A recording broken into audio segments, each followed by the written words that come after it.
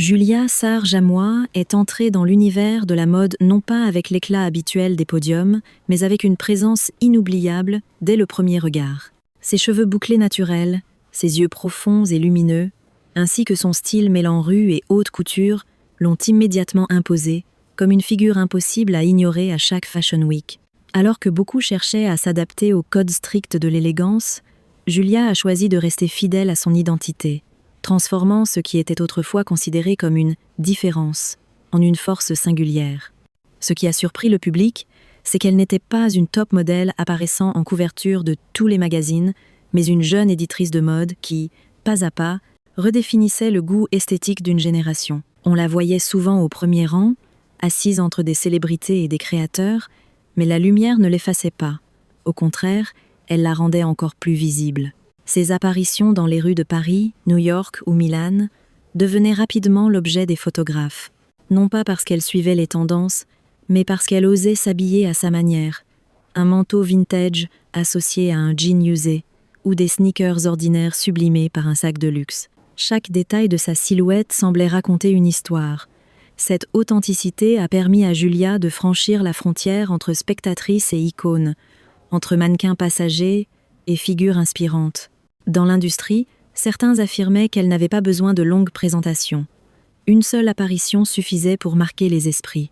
L'histoire de Julia Sarre-Jamois commence ainsi, celle d'une jeune femme restée fidèle à elle-même, qui d'un simple pas hors des projecteurs s'est retrouvée au centre de la scène mondiale de la mode. Julia Sarre-Jamois est née en 1985 à Londres, au sein d'une famille métissée, entre la culture française et les racines sénégalaises. Cette double appartenance lui a donné très tôt une identité particulière. D'un côté, le rythme urbain et moderne de l'Europe, de l'autre, l'héritage africain avec ses couleurs, sa musique et ses récits transmis de génération en génération. Ses parents n'étaient pas des figures puissantes du monde artistique, mais ils nourrissaient une passion pour la culture. Son père lui répétait souvent « Ce qui compte, ce n'est pas ce que tu portes, mais ce que tu ressens en le portant ». Cette phrase, simple en apparence, deviendra plus tard la philosophie de Julia dans la mode. Elle n'a pas grandi dans le luxe. Son enfance s'est déroulée dans une banlieue tranquille de Londres, où les rues bordées d'arbres cachaient aussi des chuchotements moins bienveillants à propos de la couleur de sa peau.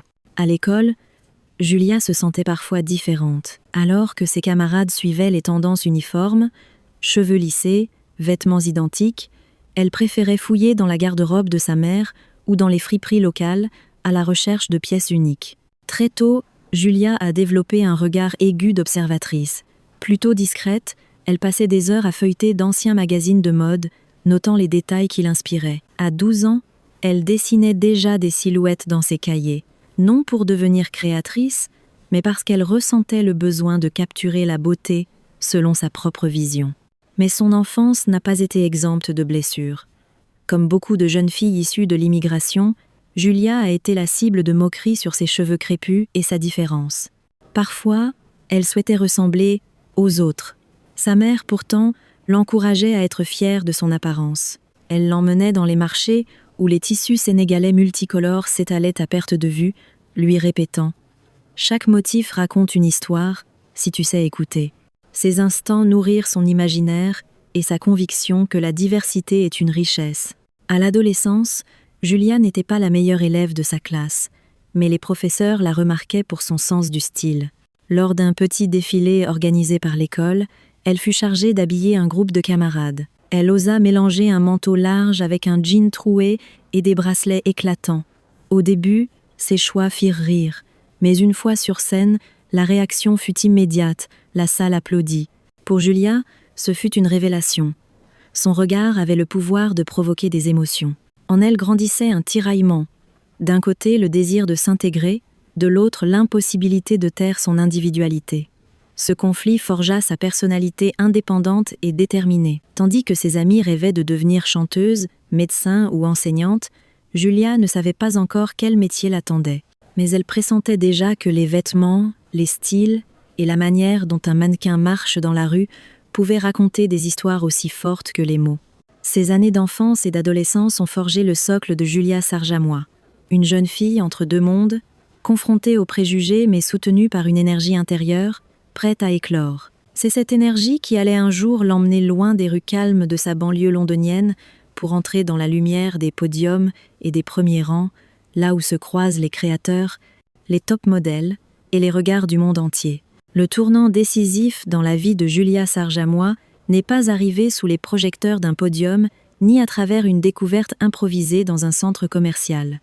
Il est né d'un mélange de patience, d'observations attentives et de coïncidences heureuses. Après le lycée, Julia décida d'étudier la mode à Londres, mais pas dans la voie classique du design. Elle s'orienta vers le journalisme de mode. Elle savait qu'elle n'avait pas l'ambition de devenir créatrice, mais elle ressentait un amour puissant pour l'analyse des tendances et l'art de raconter la mode. Dès ses premières années d'études, Julia se distinguait sans chercher à briller. Ses cheveux bouclés naturels, que beaucoup de jeunes femmes préféraient dompter, devenaient son signe distinctif. Elle portait des jeans usés, des vestes chinées dans des friperies, non par manque de moyens, mais parce qu'elle leur trouvait une âme. Certains la jugeaient trop différente pour l'univers raffiné de la mode. Pourtant, cette différence attira rapidement l'attention de ses professeurs. L'occasion la plus marquante arriva lorsqu'elle obtint un stage chez Heidi, magazine culte de la jeunesse et du street style britannique. Ses missions étaient d'abord modestes: apporter les vêtements aux stylistes, organiser les accessoires, préparer le décor des shootings. Mais dans ces gestes simples, Julia absorbait tout.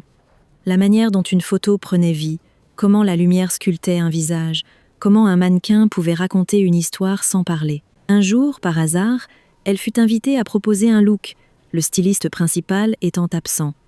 Julia associa un manteau vintage à des sneakers, compléta avec un foulard éclatant. Le résultat séduisit immédiatement toute l'équipe. Un photographe s'exclama: « Ce style ne s'apprend pas, il se ressent ».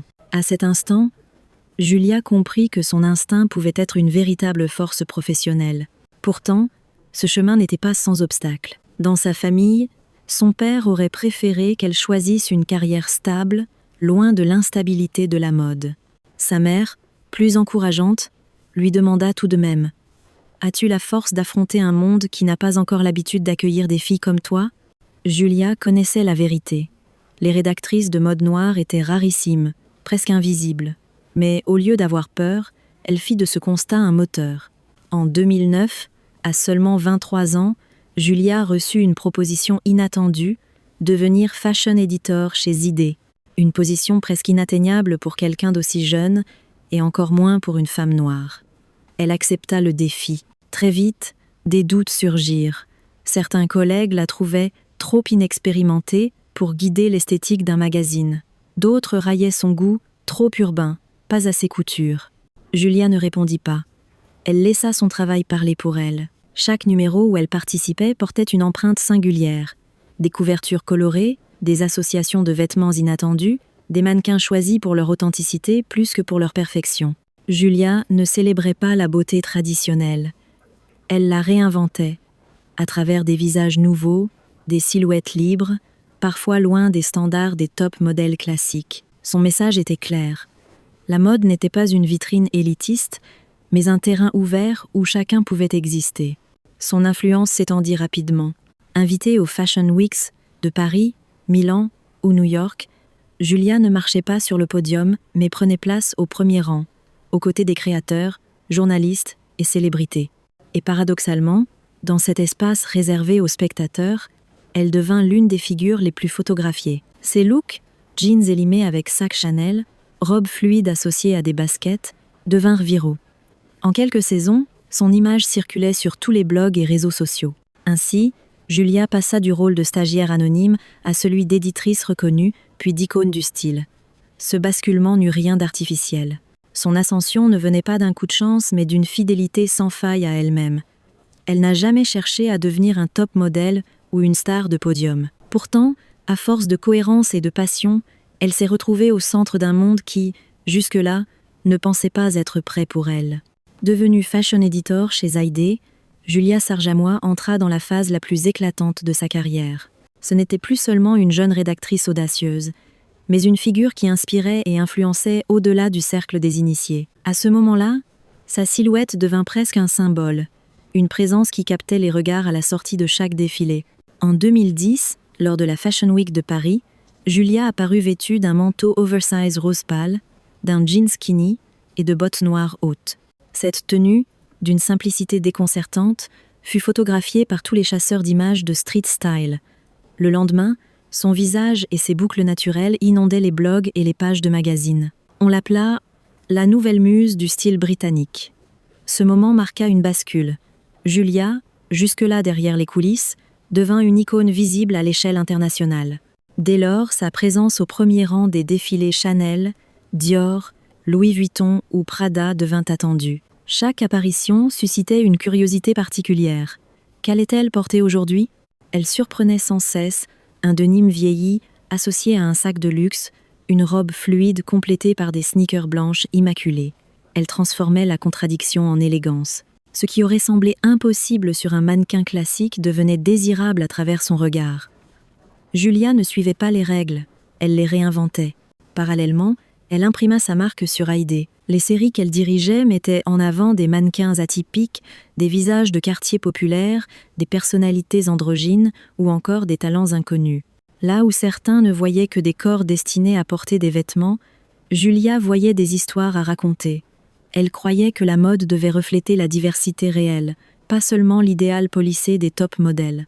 Cette audace ne tarda pas à attirer les grandes maisons. En 2012, Julia collabora avec Topshop pour des campagnes mêlant esprit jeune et sophistication. Nike sollicita son expertise pour repositionner certaines lignes vers un public plus urbain. Même Hermès et Valentino cherchèrent à entendre son point de vue, reconnaissant qu'elle incarnait ce pont rare entre la couture et le streetwear. Julia devenait une référence, autant pour les créateurs que pour les journalistes. En dehors des rédactions, son image circulait massivement sur les réseaux sociaux. Chaque cliché volé d'elle, qu'il s'agisse d'un sourire au café ou d'une marche rapide dans les rues de Londres, devenait une source d'inspiration. Les magazines la présentèrent comme la nouvelle It Girl britannique, mais elle s'en démarquait.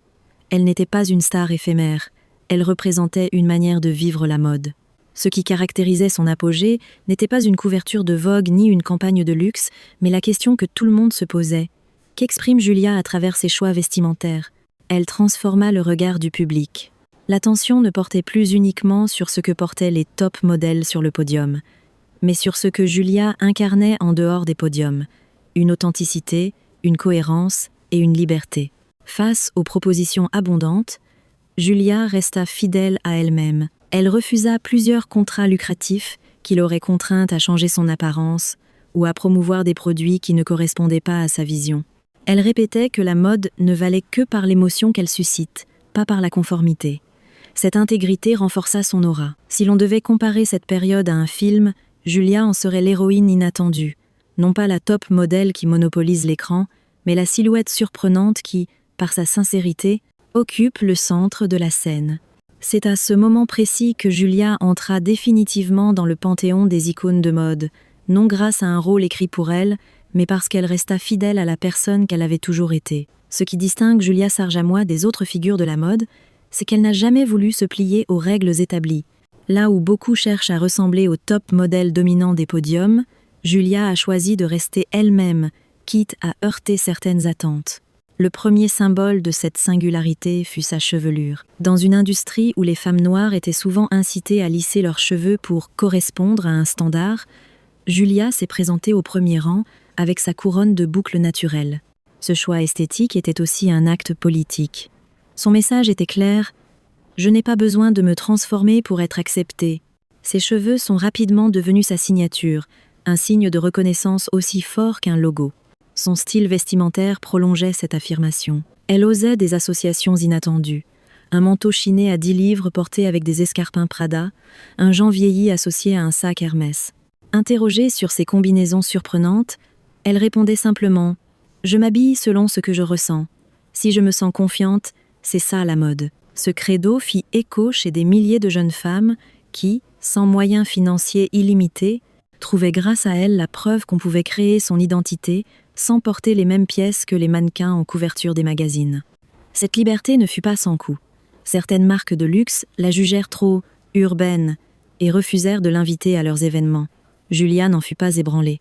Elle déclara un jour « Si tout le monde m'acceptait immédiatement, cela voudrait dire que je n'apporte rien de nouveau. » Paradoxalement, Cette résistance accrut sa légitimité. Les maisons les plus réticentes durent admettre qu'elle incarnait un mouvement impossible à ignorer. Sa carrière fut aussi jalonnée de refus courageux. Une grande campagne internationale lui proposa une somme considérable à condition qu'elle lisse ses cheveux. Julia déclina sans hésiter. Pour elle, céder aurait été trahir sa vérité et décevoir toutes celles qui voyaient en elle un modèle. Sa fermeté, d'abord incomprise, renforça son statut d'icône libre. À travers son travail éditorial, Julia multiplia les prises de position. Elle choisissait des mannequins en marge des standards, des visages inconnus, des silhouettes androgynes ou des artistes underground. Là où l'on attendait des corps parfaits, elle montrait des personnalités. Elle voulait rappeler que la mode n'est pas seulement affaire d'apparence, mais de narration. Un autre trait marquant de Julia était sa sincérité. Elle ne cachait pas son enthousiasme ni ses doutes. Dans les séances photos, elle riait, proposait, improvisait. Les photographes témoignaient d'une atmosphère détendue et créative lorsqu'elle était présente. Elle considérait la mode non comme une compétition, mais comme un terrain de jeu pour l'imagination. Ainsi, Julia dépassa son rôle de rédactrice. Elle devint une voix pour toutes celles qui avaient un jour senti qu'elle ne correspondait pas aux normes. Elle montra qu'on pouvait être accepté non en se conformant, mais en s'affirmant. Dans une interview, elle confia « Je veux que les jeunes filles me regardent et comprennent qu'elles n'ont pas besoin de demander la permission pour être elles-mêmes. C'est pour cette raison qu'elle est reconnue comme une icône. Non parce qu'elle a suivi les pas des top modèles classiques, mais parce qu'elle a redéfini le rôle même de l'icône dans la mode. Son héritage est d'avoir prouvé que la liberté individuelle pouvait rivaliser avec les plus grands podiums.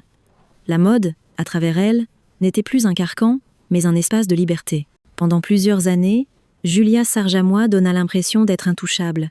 Une ascension fulgurante, un style unique, une reconnaissance internationale. Mais, comme pour toutes les icônes, derrière l'éclat se cachaient des zones d'ombre.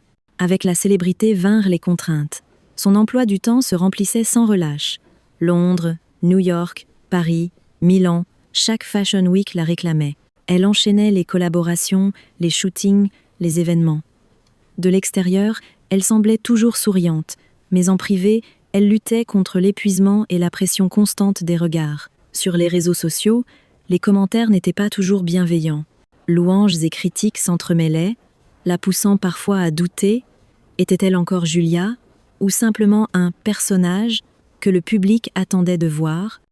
Le choc le plus fort survint lors d'une collaboration avec une grande maison de luxe.